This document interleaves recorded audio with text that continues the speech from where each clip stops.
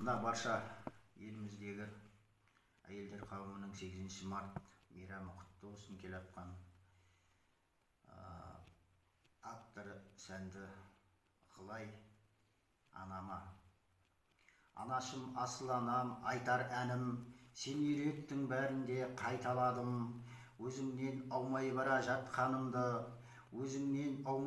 жатқанымды, уақыт-ай қалай ғана байқамадым. Анашым, асыл анам, сүйіп дедің, сен де осылай анаңды сүйіп бедің. Сенің нұрлы жүзіңнен ләззат алам, маған бүкіл бақытты жиып бердің. Сен арқылы қашанда биіктедім, келеді биіктерден биіктегім. Анамның нұрлы бейне есін алып, қарсылады елімде сүйіп елім. Анашым, асыл анам, айтар әнім, сенің нұрлы жүзіңнен жай табамын.